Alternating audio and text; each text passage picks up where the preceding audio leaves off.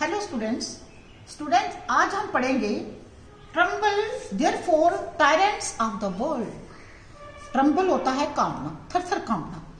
अब बच्चों tremble therefore इसलिए टायरेंट्स ऑफ द वर्ल्ड, दुनिया के जितने भी टायरेंट हैं, तानाशाह हैं, अब कांपो, अब आपके कांपने का टाइम आ गया। ये किसकी बात हो रही है? देयरफॉर लगाया है। देयरफॉर किस लिए लगाया गया है? ये देयरफॉर बच्चों प्रिंटिंग के लिए लगाया गया है कि अब प्रिंटिंग आ गई है। अब प्रिंटिंग आ गई है, प्रिंटिंग वहां तक पहुंच गई है। अब दुनिया के बड़े बड़े जो लीडर्स हैं, बड़े बड़े जो फिलोसफर हैं, अब जो हैं ये आपके जो थॉमस पेन, आपके वॉल्टियर, आपके जो रूसो जैसे बड़े बड़े जो फिलोसफर हैं, वो भी अपने आइडियाज जो हैं अब जो है लोगों तक पहुंचाना शुरू हो गए हैं। अब पब्लिक अकेली नहीं है, इनके साथ बड़े इंटेलेक्चुअल लोग हैं, बहुत इंटेलेक्चुअल लोग इनके साथ हैं। अब पब्लिक को गाइड करने वाले प्रिंट के माध्यम से बहुत लोग हैं। इसलिए उन्होंने कहा अब जो है जहां बात की जा रही है ट्रम्पल, इसलिए जो बड़े बड़े टायरेंट्स, जो बड़े बड़े जो हैं ये डिक्टेटर हैं, बड़े बड़े मोनार्क हैं, जो कि अपनी रूल करते हैं और अपनी अथॉरिटी को यूज करते हुए, एब्सोल्यूट अथॉरिटी को यूज करते हुए जो सब्जेक्ट्स हैं, जो पब्लिक है, जो प्रजा है, उनको जो है बैडली पनिश करते हैं। अगर जो है पब्लिक को जो बैडली पनिश करते हैं और अपने तानाशाह से, अपने डर से लोगों को, प्रजा को जो दबा के रखना चाहते हैं, ये उनको डराने की बात यहाँ की गई है। अब बात की गई है कि जो उस समय बच्चों 17-18 सेंचुरी में, उस समय ऑलमोस्ट यूरोपियन कंट्रीज में सब में जो थे ज़ारिस्ट रूल था। ज़ार रूल करते थे, जैसे हमारे भी जहाँ हिंदुस्तान में, हमारे इंडिया में उस समय राजाओं महाराजों का राज था। राजे महाराजा होते थे, उनकी प्रजा होती थी, जो राजा कहता था वही सब लोग मानते थे। ऐसे ही जो यूरोपियन कंट्री में जार होते थे, जार के पास होल पावर होती थी, जो उसके जार कहता वो पब्लिक को मानना पड़ता था, वही प्रजा में इनोस होता था। अब बच्चों ये क्या करते थे? अपनी बात को मनवाने के लिए, अपने जो है अपने रूल को, अपनी अथॉरिटी को स्ट्रॉन्ग दिखाने के लिए ये प्रजा के ऊपर बड़े अत्याचार करते थे। इसलिए यह टेरनी वर्ड इस्तेमाल हुआ है। टेरनी वर्ड जो है वो इस्तेमाल हुआ है, इसलिए कहा अब प्रिंट आ गया है।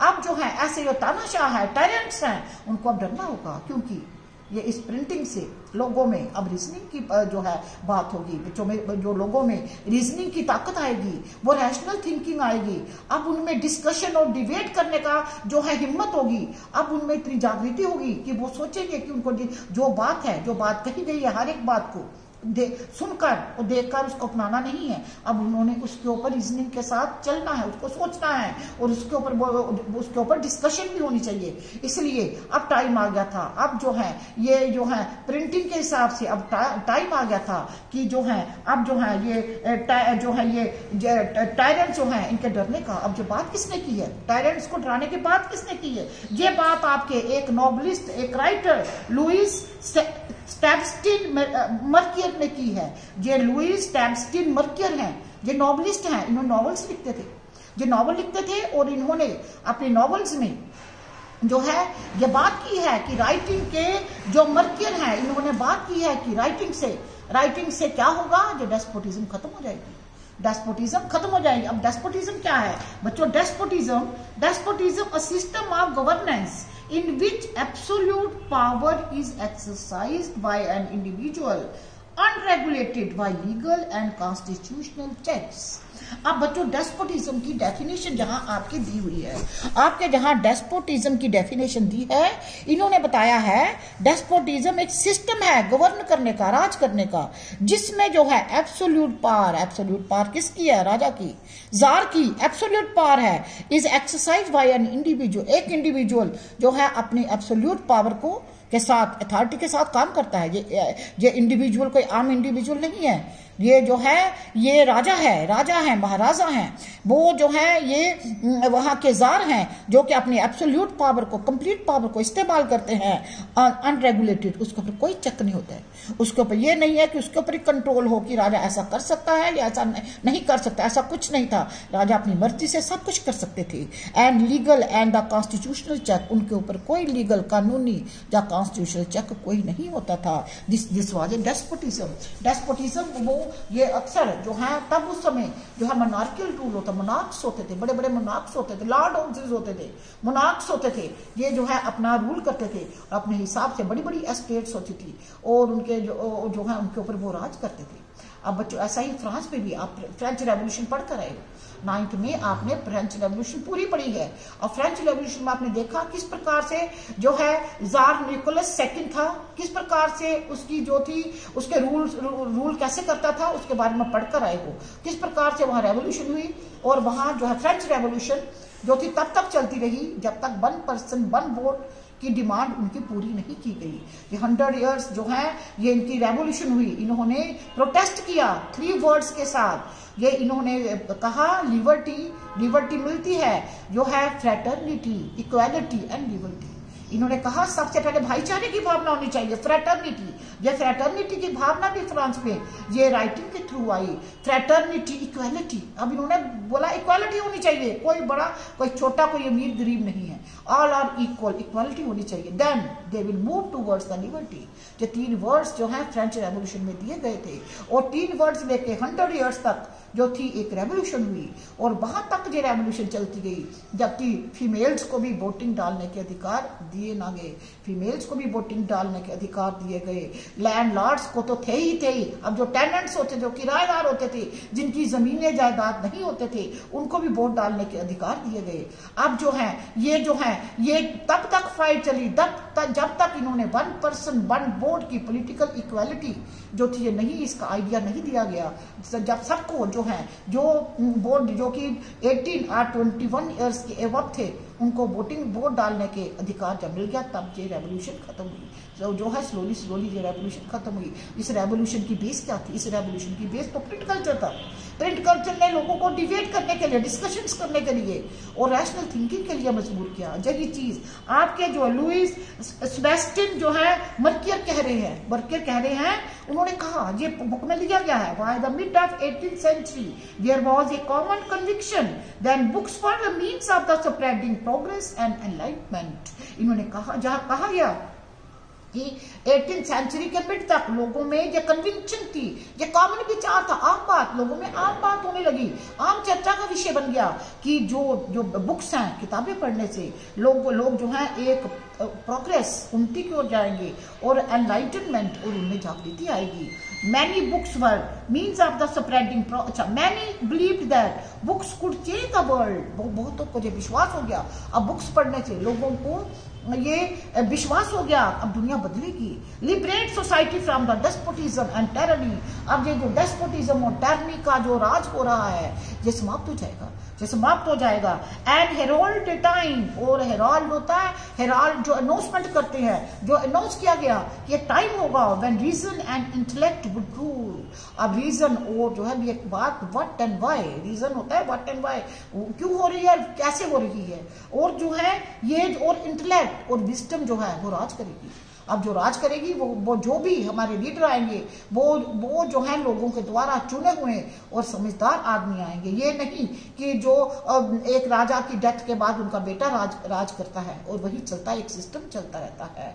यही जो है वहां पर उन्होंने कहा intellect and rule. Louis Sebastien Mercier, a novelist in 18th century, France के, ये जो है आप जो मर्कियर के बारे में पढ़ रहे हो, जो फ्रांस के थे, उन्होंने डिक्लेयर किया, the printing press is the most powerful engine of the progress and public opinion is the force that will sweep despotism.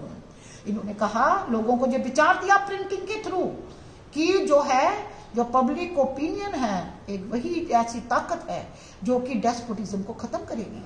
और आज भी बच्चों पब्लिक ओपिनियन ही आप हर एक कंट्री की गवर्नमेंट बनाती है। हर एक कंट्री में इनडायरेक्ट डेमोक्रेसी है। मोस्ट ऑफ द कंट्रीज में जो है वो जो है इनडायरेक्ट डेमोक्रेसी है। इनडायरेक्ट डेमोक्रेसी क्या?